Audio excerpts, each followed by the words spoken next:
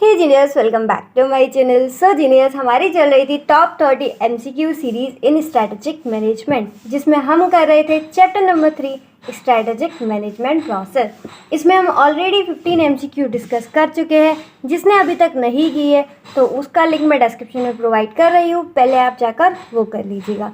और ये MCQ booklet आपको जीनियस ऑफ कॉमर्स ऐप पर मिल जाएगी, उसका लिंक भी डिस्क्रिप्शन में दे रखा है, वहाँ से जाके आप डाउनलोड कर सकते हो। और कोई भी दिक्कत हो तो इंस्टा पर मैसेज कर देना। तो चलिए फटाफट से एमसीक्यू बुकलेट निकालते हैं और बैलेंस एमसीक्यूज को भी आसान बनाते हैं।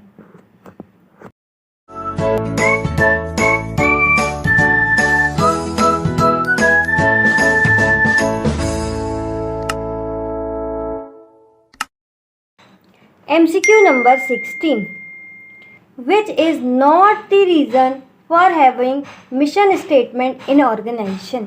तो इसमें से कौन सा रीज़न ऐसा है जो कि नहीं है मिशन स्टेटमेंट को बनाने के लिए, यानी बाकी के सारे रीजंस रहेंगे मिशन स्टेटमेंट को बनाने के लिए, एक ऐसा रीज़न है जो मिशन स्टेटमेंट को बनाने के लिए नहीं है, वो आपको सिलेक्ट करना है।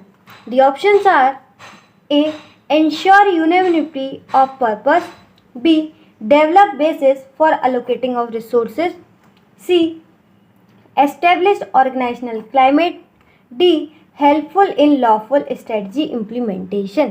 तो सिलेक्ट कीजिए, उसके बाद इसका आंसर मैं बताती हूँ। तो इसका आंसर है आपका D. D is the correct answer, helpful in lawful strategy implementation. अब मैं इसको एक बार समझा देती हूँ। देखो, मिशन बनाने के लिए कुछ रीजंस होते हैं, मतलब हम मिशन क्यों बना रहे हैं उसके कुछ रीजंस हैं।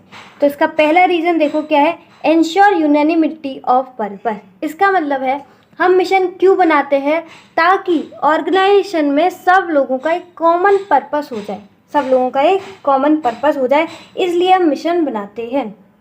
दूसरा, develop basis for allocating resources. हम मिशन क्यों बनाते हैं, जिससे कि हमें एक बेस प्रोवाइड हो जाए, उससे हम क्या करेंगे, रिसोर्सेज को अलोकेट करेंगे। तो एक बेस होना चाहिए जिसके बेसिस पर हम रिसोर्सेज अलोकेट करें, तो ये भी एक मिशन का रीज़न हो गया।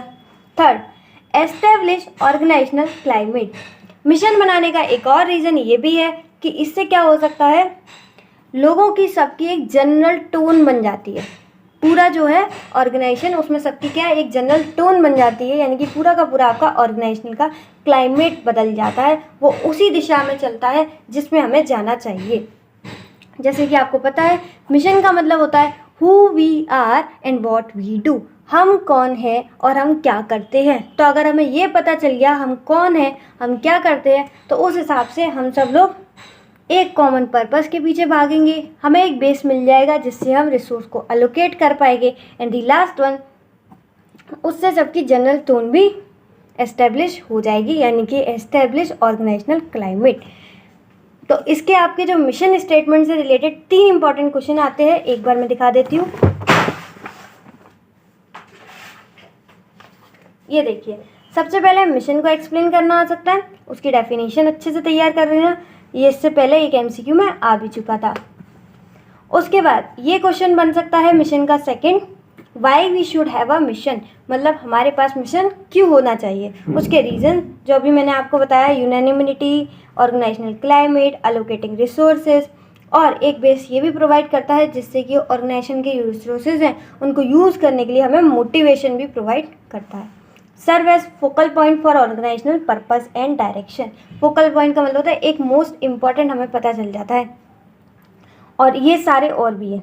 ठीक है, तो कोई भी 5 अच्छे से तैयार कर लेना, ताकि अगर आप क्वेश्चन आता है why we should have a mission, तो आप 5 पॉइंट आराम से लिख लो। और ये इंपॉर्टेंट मैं किसके लिए बता रही हूँ, डेस्क्रिप्टिव के लिए, ठीक है ना, जो 70 मार्क्स का डेस्क्रिप्टिव आता है उसके लिए। क्वेश्चन नंबर 3 जो इंपॉर्टेंट बनता है मिशन से रिलेटेड, वो बनता है things to be kept in mind while writing mission. यानी कि जब हम मिशन स्टेटमेंट बना रहे होते हैं तब हमारे दिमाग में क्या क्या रहना चाहिए। तो हमारे दिमाग में ये रहना चाहिए कि जो हमारा मिशन स्टेटमेंट है वो ऑर्गेनाइजेशन को एक स्पेशल आइडेंटिटी दे। स्पेशल आइडेंटिटी मतलब दूसरों से हटकर, यानी कि वो कैसे होने चाहिए, मिशन स्टेटमेंट हमारे यूनिक होने चाहिए। ठीक है, ये सब आप देख लेना एक बार। ये तीनों इंपॉर्टेंट क्वेश्चन बनते हैं आपके डेस्क्रिप्टिव के लिए। इसको मॉड्यूल से भी दिखा देती हूँ, जिसको ये नहीं पता हो ये कहाँ पर मिलेगा, तो ये मॉड्यूल में आपको यहाँ मिलेगा।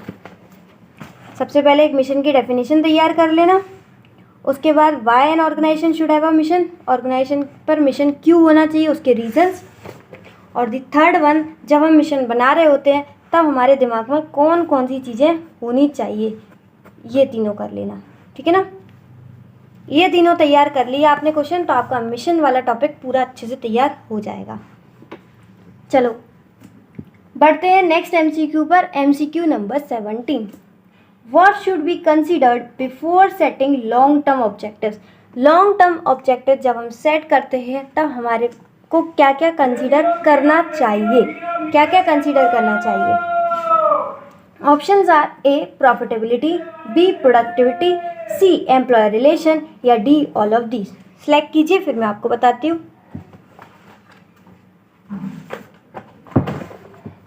तो इसका आंसर है आपका डी ऑल ऑफ दीज। जब हम लॉन्ग टर्म ऑब्जेक्टिव सेट कर रहे होते हैं तो हमें प्रॉफिटेबिलिटी, प्रोडक्टिविटी, एम्प्लॉय रिलेशन सबको कंसीडर करना होता है। ये टोटल 7 पॉइंट्स है, एक बार मैं आपको दिखा देती हूँ।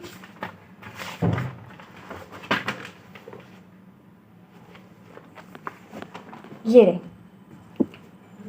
तो लॉन्ग टर्म ऑब्जेक्टिव सेट करने के लिए हमें 7 चीज़ों को कंसीडर करना होता है। पहला competitive position, second one employee development, employee relations, productivity, profitability, public responsibility and the last technological leadership. तो अगर ये क्वेश्चन आता है तो आप इसको तैयार कर लेना। टोटल कितने पॉइंट्स हैं? 7। अच्छा, इसको याद करने का बहुत ही आसान तरीका है। सबसे पहले कॉम्पिटिटिव पोजीशन, यानी कि दूसरों की पोजीशन को लेना, ये तो हमारा सबसे इम्पॉर्टेंट होता है। अब हम कॉम्पिटिटिव की पोजीशन कैसे लेंगे?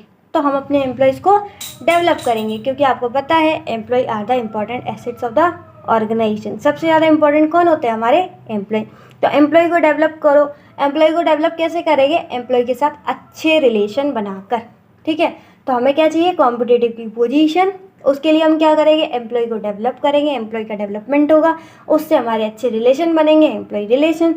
साथ के साथ क्या होगा? अब एम्प्लॉय अच्छा काम कर रहे हैं, डेवलपमेंट अच्छा हुआ है उनका, तो उनकी प्रोडक्टिविटी बढ़ जाएगी। एक बार जैसी प्रोडक्टिविटी बढ़ गई तो उससे क्या होगा? पैसा तो आएगा ही आएगा, यानी कि प्रॉफिटेबिलिटी। जब आप बहुत ज़्यादा प्रॉफिट कमा रहे हो तो पब्लिक को मत भूल जाना, तो पब्लिक रेस्पॉन्सिबिलिटी, और लास्ट टेक्नोलॉजिकल लीडरशिप। ठीक है, हमें क्या चाहिए? कॉम्पिटिटिव की पोजीशन। उसके लिए हम क्या कर रहे हैं? एम्प्लॉय का डेवलपमेंट। एम्प्लॉय का डेवलपमेंट कैसे करेंगे? एम्प्लॉय के साथ रिलेशन बनाकर। इससे क्या होगा? प्रोडक्टिविटी बढ़ेगी। प्रोडक्टिविटी बढ़ती है तो क्या होता है? बोलो, पैसा ही पैसा, यानी कि प्रॉफिटेबिलिटी। अब प्रॉफिटेबिलिटी, जब पैसा कमा रहे हो तो साथ साथ पब्लिक को भी याद रखना, पब्लिक रेस्पॉन्सिबिलिटी, और लास्ट आपका टेक्नोलॉजिकल लीडरशिप। इस तरीके से आपके सातों के सातों पॉइंट तैयार हो गए हों। एक बार देख लो इसे तो आपको हल याद हो जाएंगे। ठीक है, देखो एमसीक्यू कराने का पर्पस ये नहीं है खाली 1 2 3 ABCD में आपको टिक लगा दूँ। साथ के साथ आपको कुछ कंसेप्ट भी याद आ जाए तो अच्छी बात है ना। सब चीज़ें अच्छे से अच्छे याद हो जाए, यहीं की यहीं याद हो जाए। 1 घंटा अगर आप दे रहे हो एक चैप्टर को, तो उसके लिए मैं आपको प्योर कंटेंट, ठीक है, जितना भी कंसेप्ट से रिलेटेड है आपको साथ के साथ बता दूँ। जैसे कि मैंने आपको ये सातों पॉइंट याद करा दिए, आपको एक कंसेप्ट बता दिया कि इम्पॉर्टेंट है, एमसीक्यू के लिए क्या इंपॉर्टेंट है, 70 मार्क्स के लिए क्या इंपॉर्टेंट है, डेस्क्रिप्टिव के लिए। तो सारी चीज़ें मैं आपको साथ के साथ बताती आ रही हूँ, इसको अच्छे से सुनते जाना। और जैसे ये पॉइंट्स मैं आपको याद करा रही हूँ तो इसको भी याद कर लेना। अब बढ़ते हैं हम नेक्स्ट एमसीक्यू की तरफ। MCQ number 18, environmental and organisational analysis is at which state of strategic management. कौन सी स्टेट पर होता है? कौन सी स्टेज पर होता है? फर्स्ट, सेकंड, थर्ड, या फिर फोर्थ? आप सिलेक्ट कीजिए, फिर मैं इसका आंसर बताती हूँ। तो इसका ऑप्शन जो करेक्ट है वो है B. B is the correct option, यानी कि सेकंड स्टेज। आपको याद होगा पार्ट 1 में भी मैंने आपसे ये टॉपिक इम्पोर्टेंट बोला था। ये रहा, मैंने आपको इसकी 5 स्टेजेस भी समझाए थे। 1 2 3 4 5 दिख रहे हैं ना आपको।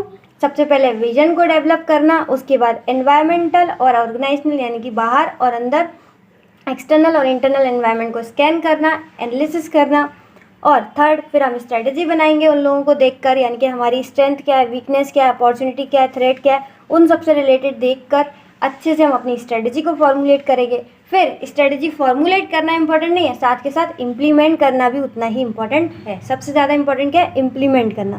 तो फोर्थ स्टेज में वो आएगा। एंड दी लास्ट वन, साथ के साथ हम स्ट्रेटजी को इवेल्युएट भी करते रहेंगे कि स्ट्रेटजी सही चल रही है या फिर नहीं। ठीक है, आपके अगर उसमें देखो मॉड्यूल में, तो ये रही पाँचों की पाँचों स्टेजेस।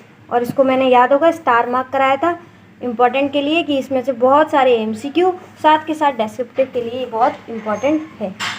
ठीक है ना, आगे बढ़ते हैं। MCQ number 19, which seeks to explain business undertaken by firm with respect to customer needs, target markets and technology। यानी कि किससे हमें पता चलता है कि बिजनेस का कौन सा बिजनेस अंडरटेक कर रही है, कौन, फर्म। विद रेस्पेक्ट टू उनकी कस्टमर नीड्स क्या है, मार्केट्स कौन सा टारगेट कर रहे हैं, और जो टेक्नोलॉजीज वो लोग यूज़ कर रहे हैं। Options are A mission, B goals and objectives, C business definition, D business model. तो आपने सेलेक्ट कर लिया, इसका आंसर करेक्ट है सी, बिजनेस डेफिनेशन। ये सीधी सीधी आपको बिजनेस डेफिनेशन की डेफिनेशन दे रखी है। एक बार मैं आपको दिखा देती हूँ, ये रही। तो बिजनेस डेफिनेशन ये रही आपकी। It seeks to explain business undertaken by firm, यानी कि फर्म ने कौन सा बिजनेस कर रही है, विद रेस्पेक्ट टू उसके कस्टमर्स क्या है, कस्टमर की नीड्स क्या है, कौन सा मार्केट टारगेट कर रही है, एंड ऑल्टरनेटिव टेक्नोलॉजी। और बिजनेस डेफिनेशन से हमें क्या पता चलता है, बिजनेस डेफिनेशन से हम असरटेन कर सकते हैं बहुत सारी बिजनेस चॉइसेस। ठीक है ना, तो ये आपको बिजनेस डेफिनेशन की डेफिनेशन दे रखी थी सीधी सीधी। हो गया एमसीक्यू नंबर 19। आगे बढ़ते हैं। MCQ number 20, which is not the element of strategic vision. इनमें से कौन सा स्ट्रेटेजिक विजन का एलिमेंट नहीं है। Options are coming up with a mission statement, B using mission statement, C communicating strategic vision, या फिर D modifying strategic vision. Select कर लो। तो इसका ऑप्शन करेक्ट है डी, मॉडिफाइंग स्ट्रेटेजिक विजन। आपको याद होगा मैंने विजन से रिलेटेड भी 3 बताए थे, विजन की डेफिनेशन, उसके बारे में एक्सप्लेनेशन, फिर विजन के एलिमेंट्स, और लास्ट विजन के इसेंशियल। पिछली वीडियो में मैंने विजन से रिलेटेड 3 इंपॉर्टेंट क्वेश्चन बताए थे, उसमें से एक ये भी था। एक बार दिखा दूँ मैं आपको, ये रहा विजन से रिलेटेड, फिर इसके एलिमेंट्स, और लास्ट इसके एसेंशियल्स। अब देखो एलिमेंट्स में क्या था, एलिमेंट्स में ये है coming with a mission statement. वो क्या कन्वे करता है, who we are and where we are now. यानी कि सबसे पहले हम ये देखते हैं कि हम कौन हैं, हम कहाँ हैं।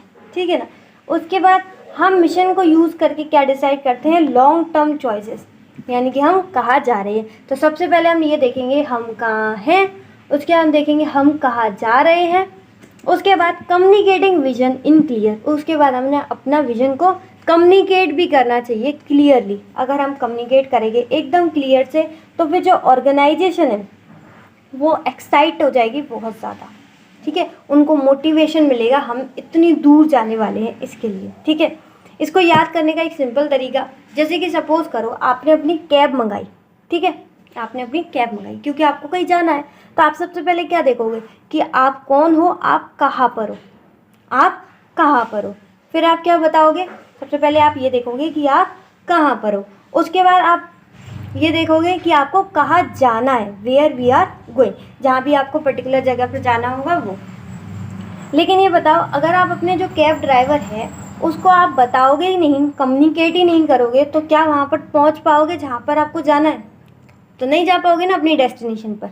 तो आपको सबसे पहले ये देखना है आप कहाँ पर हो, फिर आपको देखना है कि आप कहाँ पर जाना है, और साथ के साथ ये बारी बातों का आपको कम्युनिकेट भी करना है एकदम क्लियर। ठीक है, तो इस तरीके से आपको याद हो जाएगा कैब ड्राइवर वाले एग्जाम्पल से। तो मैंने आपको ये याद भी करा दिया, सबसे पहले मिशन, कहाँ पर हो, यूजिंग मिशन स्टेटमेंट, जिससे हमें ये डिसाइड हो हमें कहाँ पर जाना है, और स्ट्रेटेजिक विजन को कम्युनिकेट करना है इन क्लियर। जिससे कि क्या हो, सब लोग एकदम एक्साइट हो जाए, मोटिवेट हो जाए आगे बढ़ने के लिए। MCQ number 21, which is not the element of strategic intent. इसमें से कौन सा स्ट्रेटेजिक इंटेंट का एलिमेंट नहीं है? The options are business definition, vision, goals and objective या फिर नन ऑफ दीज। सिलेक्ट करो, फिर मैं बताती हूँ। देखो, स्ट्रेटेजिक इंटेंट का बिजनेस डेफिनेशन भी एलिमेंट है, विजन भी है, गोल्स एंड ऑब्जेक्टिव भी है, तो सब तो है ही है। तो इसका ऑप्शन आएगा करेक्ट आपका डी, नन ऑफ दीज। तो ये आपको बताया था मैंने, आपको स्ट्रेटेजिक इंटेंट पहले भी समझाया था शायद पार्ट 1 में। इसका मैंने आपको डायग्राम भी दिखाया था, ये रहा स्ट्रेटेजिक इंटेंट के। ये रहे आपके एलिमेंट, सबसे पहले विजन, फिर मिशन, फिर बिजनेस डेफिनेशन, बिजनेस मॉडल और गोल्स एंड ऑब्जेक्टिव। हमें ऑप्शंस में कौन कौन दे रखा था? बिजनेस डेफिनेशन, विजन और गोल्स एंड ऑब्जेक्टिव, विजन और गोल्स एंड ऑब्जेक्टिव्स।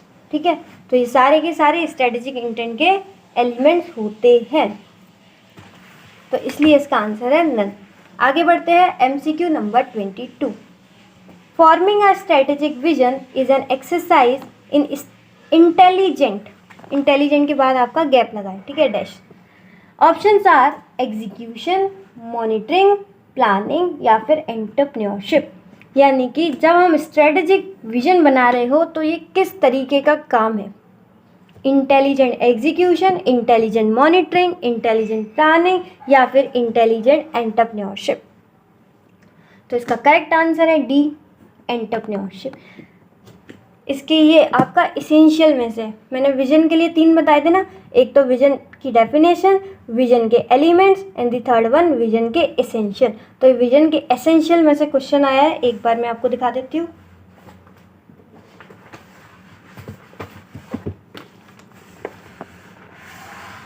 ये रहा विजन के एसेंशियल्स, ये सारे होते हैं। It helps to think creatively, it is exercise in intelligent entrepreneurship, यहाँ से MCQ बना है।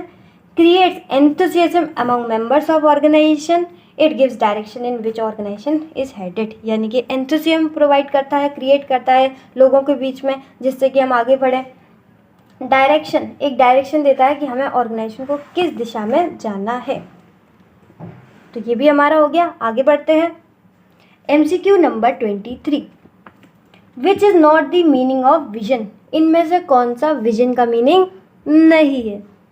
तो अगर आपने विजन की डेफिनेशन जो कि मैंने बोला था वो देख ली होगी, उसकी एक्सप्लेनेशन देख ली होगी, तो ये आंसर 1 मिनट में हो जाएगा। वो which is not the meaning of vision? A, blueprint of company's future position, B, where organisation wants to land, C, organisation's aspirations, D option है इसका reason for existence of firm. Which is not the reason, ठीक है, which is not the meaning पूछा है। Select करो, फिर मैं बताती हूँ। तो इसका option D is the correct answer. देखो क्यों डी करेक्ट है? विजन का मतलब होता है हमें कहाँ जाना है, यानी कि कंपनी की फ्यूचर में क्या पोजीशन होने वाली है उसका ब्लूप्रिंट होता है विजन। तो ए करेक्ट है। Where organisation wants to land, organisation को कहाँ लैंड करना है, डेस्टिनेशन ऑर्गेनाइजेशन की कहाँ पर है, तो ये भी हमें कौन बताता है? विजन। तो बी भी करेक्ट है। ऑर्गेनाइजेशन के एस्पिरेशन, एस्पिरेशन का मतलब समझते हो, जैसे एस्पिरेंट होते हैं, CA एस्पिरेंट, IAS एस्पिरेंट, मतलब उन्हें IAS बनना है। IAS मतलब वहाँ पर जाना है उन्हें, ठीक है, तो वो क्या है? एस्पिरेंट है। उसी तरीके से ऑर्गेनाइजेशंस की भी एस्पिरेशंस होती हैं। ये एस्पिरेंट का वर्ड समझ रहे हो ना, एस्पिरेशंस, एस्पिरेंट एक ही तरीका है, एकदम एक से वर्ड से।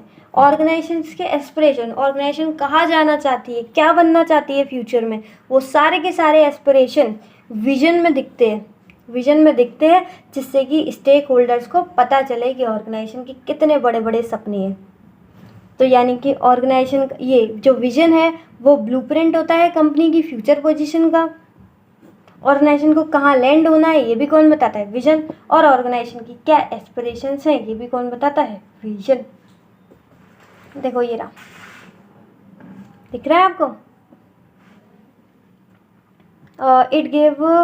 It will communicate manager aspirations to stakeholder, ये रोड मैप होता है कंपनी का। ये सारे क्या है, विजन से रिलेटेड है। तो मैंने इसमें आपको ऑलरेडी 3 क्वेश्चन बताए थे, एक विजन, दूसरा इसके एलिमेंट्स स्ट्रेटेजिक विजन के, और इसेंशियल्स ऑफ स्ट्रेटेजिक विजन। तो विजन की एक्सप्लेनेशन, विजन के एलिमेंट्स और विजन के इसेंशियल ये बता देना, अच्छे से तैयार कर लेना, ठीक है। देखो मैं 6 बार बोल रही हूँ ये बात। विजन स्टेटमेंट से रिलेटेड कौन से क्वेश्चन 3 करने हैं, मिशन से रिलेटेड कौन से 3 इंपॉर्टेंट करने हैं, जिससे कि आप डेस्क्रिप्टिव भी अच्छे से अच्छा कर पाओ, ठीक है ना। तो देखो ये तीनों तो सही थे विजन से रिलेटेड। बी वाला जो ऑप्शन था वो विजन से रिलेटेड नहीं है। ये किससे रिलेटेड है ये बताना, reason for existence of firm, ये है मिशन से related. Reason for existence of firm मतलब फर्म का एग्जिस्टेंस क्यों है, वो क्या कर रही है ऐसा, तो ये बताता है मिशन स्टेटमेंट। उम्मीद है आपको समझ में आ रहा हो, मज़ा आ रहा हो एमसीक्यू में, साथ के साथ कंसेप्ट क्लियर हो, और ये भी पता चल रहा हो कि हमें स्ट्रेटेजिक मैनेजमेंट किस तरीके से पढ़नी चाहिए। अगर ऐसा लग रहा है तो please let me know in the comment section, क्योंकि खाली एमसीक्यूज़ में कराऊँ या फिर ये सारी एडिशनल बातें भी आपको बताऊँ, ये भी मुझे भी पता चलना चाहिए ना कि इस तरीके से करना चाहिए या नहीं करना चाहिए, आगे सब्जेक्ट में मुझे काम आएगा। तो कमेंट ज़रूर कीजिएगा। MCQ number 24, which is not the major dimension of strategic decision making. ये आपका टॉपिक में से पूछा है, स्ट्रेटेजिक डिसीजन मेकिंग के जो डायमेंशन है ना 6-7 होंगे उसमें से पूछा है। तो ये पूछा है कौन सा मेजर डायमेंशन नहीं है।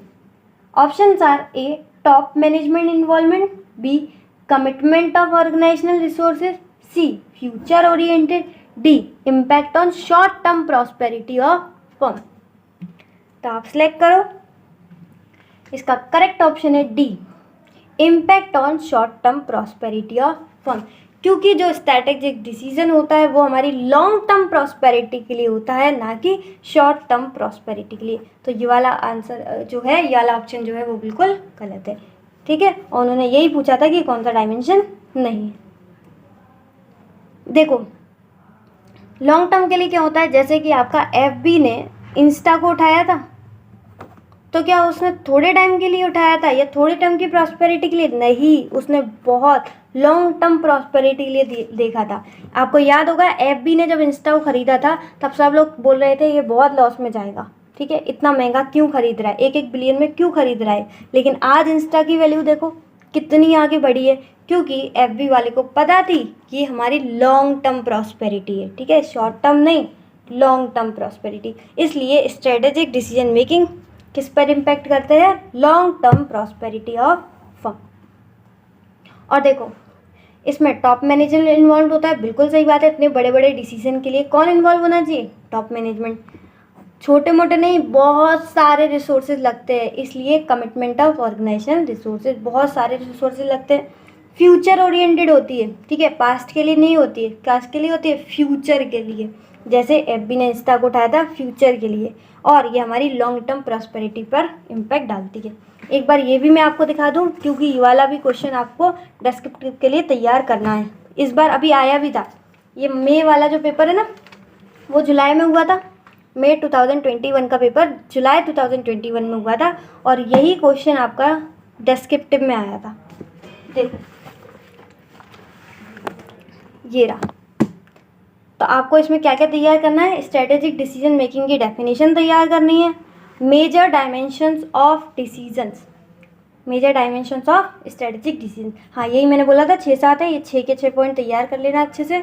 टॉप मैनेजमेंट इन्वॉल्व होता है, ऑर्गेनाइजेशन के रिसोर्सेज लगते हैं, इसमें हमें फर्म्स का एक्सटर्नल एनवायरनमेंट भी कंसीडर करना पड़ता है, लॉन्ग टर्म प्रॉस्पेरिटी के लिए होती है, जैसे फेसबुक ने इंस्टा को उठाया ये रहा, और फ्यूचर ओरिएंटेड होते हैं, और इनका इफेक्ट पड़ता है किस पर, मल्टी बिजनेस कंसिक्वेंसेस, यानी कि हो सकता है हमारे बहुत सारे बिजनेस हो, और जब हम एक बिजनेस पर इतना ज़्यादा फोकस कर देते हैं तो बाकी बिजनेस के लिए क्या रिसोर्सेज वगैरह कम पड़ जाते हैं, तो उन पर भी फोकस, उन पर भी इम्पैक्ट पड़ता है इसका।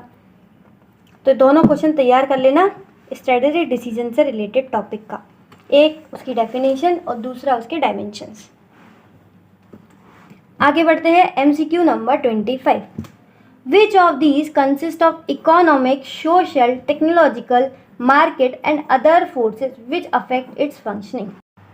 The options are A. External environment, B. Organizational analysis, C. both A and B, and D. none of these.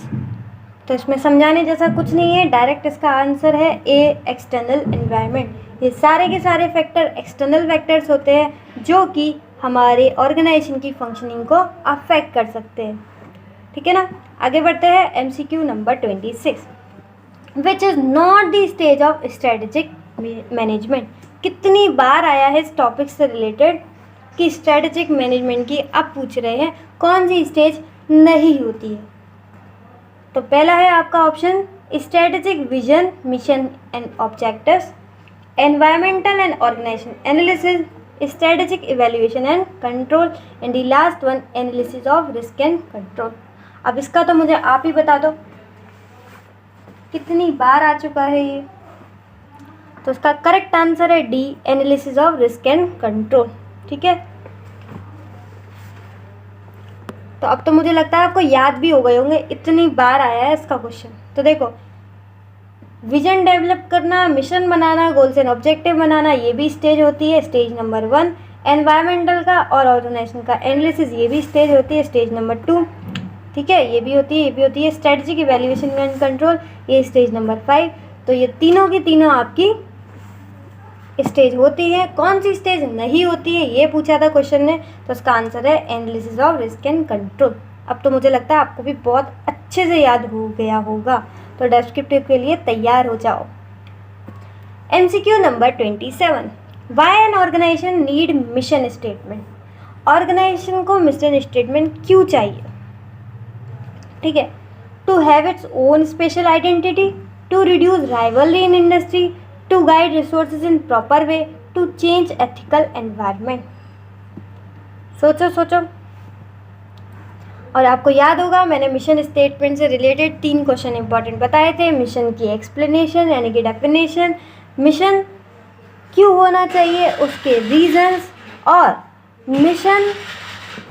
और मिशन जब हम बना रहे हो तो हमारे दिमाग में क्या होना चाहिए। ठीक है, ये तीनों मैं ऑलरेडी आपसे डिस्कस कर चुकी हूँ, तो इसका हम डायरेक्ट आंसर लिख देते हैं। इसका आंसर है आपका टू चेंज एथिकल एनवायरनमेंट। तो option D is the correct. ये भी है, ये भी है, ये भी है। एक बार पढ़ लेंगे, हम आगे बढ़ते हैं। MCQ number 28, it is strategy of effective operation of business, ascertaining sources of income, desired customer base and financial detail। ये तो सीधी सीधी आपको किसी की डेफिनेशन दे रखी है। The options are vision, mission, business definition and the business model। तो कौन सी strategy होती है? तो option D is the correct. Business model एक स्ट्रेटजी होती है, और ये सबके लिए अलग अलग भी हो सकती है। मतलब कोई राइवल है वो अलग अपनी स्ट्रेटजी बना सकता है और हम अलग बना सकते हैं। एक बार इसकी डेफिनेशन दिखा दूँ फिर हम इसमें आगे बढ़ते हैं। तो इसमें ज़्यादा कुछ है नहीं, बस आपको ये तैयार कर लेना है बिजनेस मॉडल के 2 पॉइंट। इसमें से MCQ आया था इसकी डेफिनेशन में, it is strategy of effective operation of business, ascertaining sources of income, desired customer base and financial detail. और ये सबकी अलग अलग हो सकती है। देखो, rival firms operating in same industry, जो हमारी इंडस्ट्री में एक ही इंडस्ट्री है और जो राइवल्स वहाँ पर काम कर रहे हैं वो भी अलग अलग मॉडल ले सकते हैं due to their strategic choice. Now come to the MCQ number 29, an organisation mission state. क्या ऑर्गेनाइजेशन का मिशन स्टेट करता है? देखो, what customer it serve, what need it satisfy, what type of product it serves, और last all of the above. तो mission का statement सारी चीज़ें बताता है। वो बताता है कि कौन से कस्टमर हम सर्व कर रहे हैं, कस्टमर की कौन सी नीड हम सेटिस्फाई कर रहे हैं, और हम कौन सा प्रोडक्ट ऑफर कर रहे हैं। ये सारी की सारी बातें कौन बताता है? Mission statement. तो D is the correct, all of the above. एक बार इसे भी मैं दिखा देती हूँ। ये रहा, आपसे बोला था ना मैंने मिशन की डेफिनेशन और एक्सप्लेनेशन याद रखना, तो उसी में से आया। देखो, पहले डेफिनेशन में से आया था और अब उसकी एक्सप्लेनेशन इधर। An organisation mission state, what customer it serve, what need it satisfy and what type of product it often. 2-2 3-3 बार मैं इसलिए बोल देती हूँ ताकि आपके दिमाग में फिट हो जाए। Last but not the least, MCQ number 30, which is a managerial process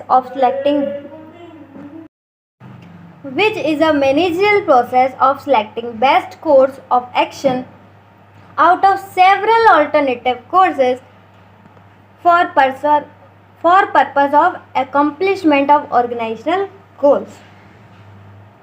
ये किसी की डेफिनेशन दे रखी है, आपको याद होगी तो आप फटाफट से इसे क्रैक कर पाओगे। The options are A decision making, B strategy implementation, C programming and D monitoring strategy। तो बताइए क्या होता है, एक बार समझा दूँ इसे। एक ऐसा मैनेजर प्रोसेस जो कि सिलेक्ट करता है बेस्ट कोर्स ऑफ एक्शन, यानी कि हमारे पास ये सारे ऑल्टरनेटिव हैं और इसमें से हम किसी एक को सिलेक्ट कर रहे हैं, बेस्ट को सिलेक्ट कर रहे हैं, जिससे कि हमारे ऑर्गेनाइजेशन का गोल अचीव हो जाए। उसको हम क्या बोलते हैं? तो करेक्ट आंसर है ए डिसीजन मेकिंग। ठीक है, एक बार इसको मैं यहाँ से भी दिखा देती हूँ। याद होगा मैंने अभी आपको बोला था जब इसका डायमेंशन का क्वेश्चन आया था कि इसमें आपको 2 तैयार करने हैं, एक स्ट्रेटेजिक डिसीजन मेकिंग की डेफिनेशन एंड दूसरी मेजर डायमेंशन इसके जो कि है 6। ठीक है, ये दोनों क्वेश्चन अच्छे से तैयार कर लेना। और ये डेफिनेशन शायद आपको नोट्स में नहीं दिखी हो तो ये आप मॉड्यूल में देख लेना, वहाँ पर लिखी है। ठीक है, बहुत छोटी सी डेफिनेशन है, कोई ज़्यादा कुछ है नहीं कि इतने सारे ऑल्टरनेटिव हैं उसमें से हमें बेस्ट सेलेक्ट करना है, उसी को हम बोलते हैं डिसीजन मेकिंग। ठीक है, जैसे कि आपके पास बहुत सारे ऑप्शंस होंगे 12th के बाद, लेकिन आपने CA को चुना, तो जब आपने चुना तो उसको हम क्या बोलेंगे? उसको हम बोलते हैं डिसीजन मेकिंग।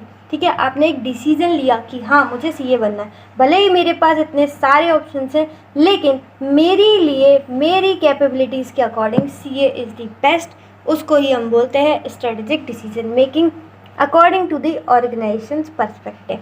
ठीक है, तो यहाँ पर हमारे सारे के सारे MCQ यानी कि 30 आउट ऑफ 30 MCQs हो गए हैं कंप्लीट। ये MCQs ज़रूर करके जाना। अगर आप बहुत पहले देख रहे हैं वीडियो तो बहुत अच्छी बात है, अभी के अभी MCQ बुकलेट ले लीजिए और उसको आप 2 से 3 बार कर लीजिए।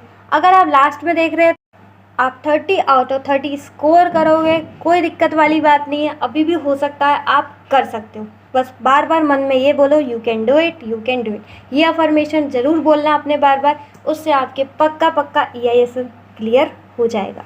ठीक है ना।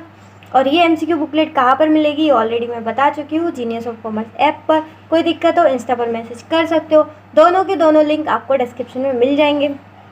और ये मुझे कमेंट करके बताना कंटेंट कैसा लग रहा है, क्योंकि हो सकता है 1-2 MCQ में मैं कुछ ज़्यादा एक्सप्लेनेशन दे देती हूँ जिससे कि आपका डिस्क्रिप्टिव भी अच्छे से तैयार हो सके। अगर आपको वो चीज़ अच्छी लग रही है तो कमेंट करो, अगर वो नहीं अच्छी लग रही तो भी कमेंट करो, ताकि से मैं फर्दर वीडियोज़ में इम्प्रूवमेंट ला सकूँ।